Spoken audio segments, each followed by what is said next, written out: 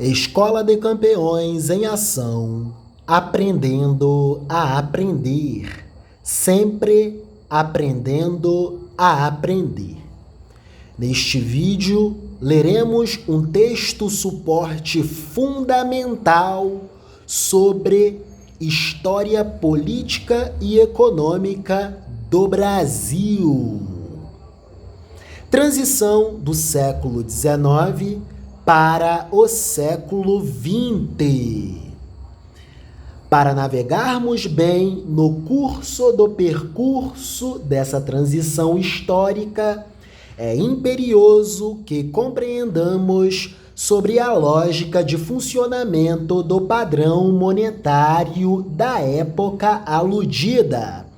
Padrão monetário ouro. A partir da participação no comércio exterior, dá-se o relacionamento econômico de uma economia nacional com o resto do mundo. E no caso do padrão monetário ouro, exportações e importações significam aumento ou diminuição das reservas em ouro, respectivamente. Um país superavitário exporta mais do que importa, e um país deficitário importa mais do que exporta. Pensemos na realidade de um país superavitário que possui excesso de reservas em ouro, porque exporta mais do que importa, vende mais para o exterior do que compra do resto do mundo.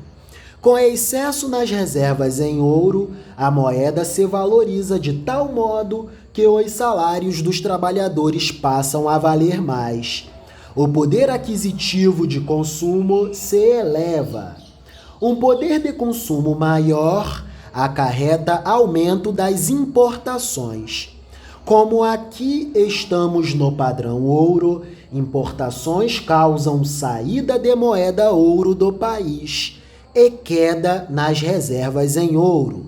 Com isso, a moeda se desvaloriza porque as reservas em ouro diminuem, o que causa queda no poder de consumo dos trabalhadores. E os produtos estrangeiros importados passam a ser menos consumidos, porque seus preços se elevaram dada a queda na renda dos trabalhadores. Trata-se de um modelo em balança. No caso de um país superavitário, o superávit tende a ser zerado.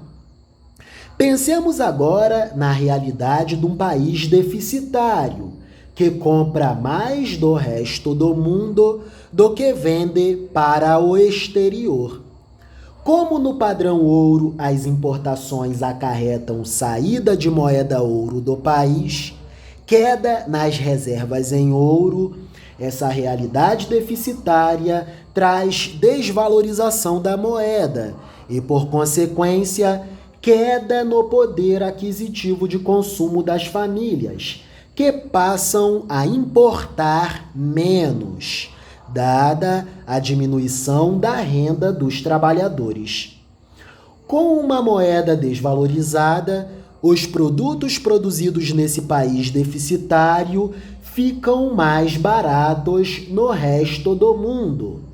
As exportações desse país se elevam e isso faz aumentar as reservas em ouro desse país. Trata-se de um modelo em balança. No caso de um país deficitário, o déficit tende a ser zerado.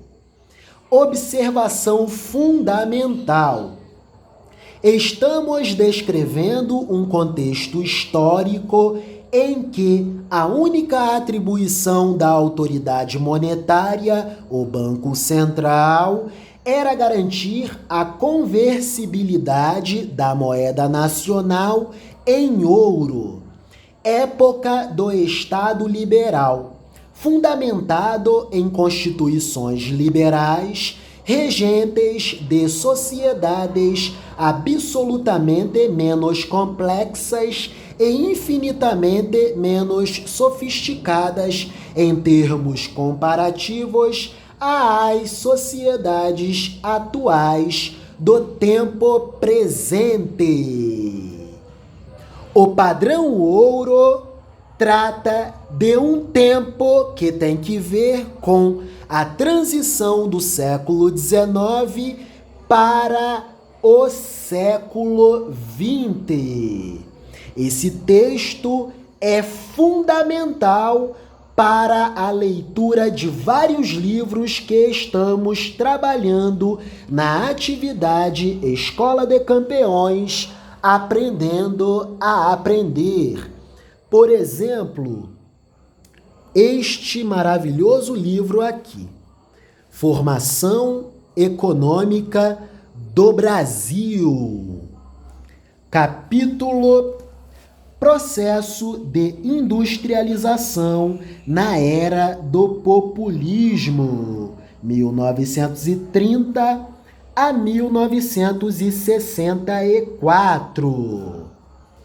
Outra obra maravilhosa que trabalharemos na atividade Escola de Campeões, que dependerá também da compreensão do padrão ouro, é este livro, uma reflexão introdutória sobre o Brasil e sua formação econômica.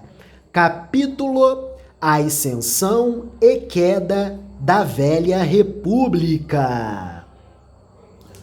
Outra obra fundamental que dependerá do conhecimento sobre o padrão ouro, Sociedade Brasileira Contemporânea, capítulo A Crise da Burguesia Cafeeira e a Ascensão de Vargas.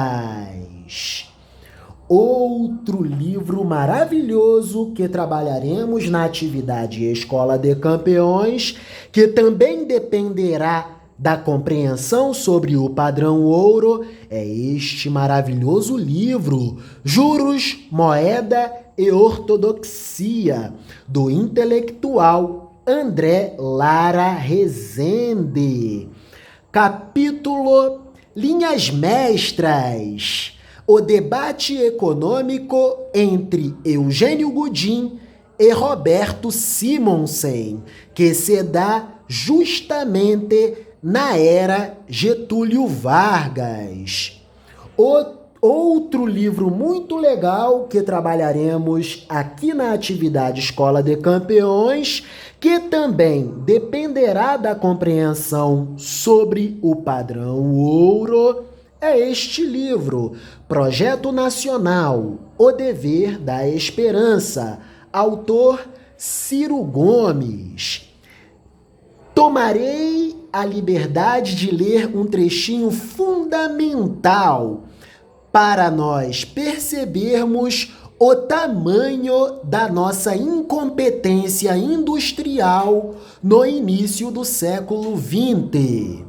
O governo Epitácio Pessoa, na virada da década de 1920, chegava a importar facões e enxadas, manufaturas extremamente rudimentares, tamanha a nossa indigência industrial.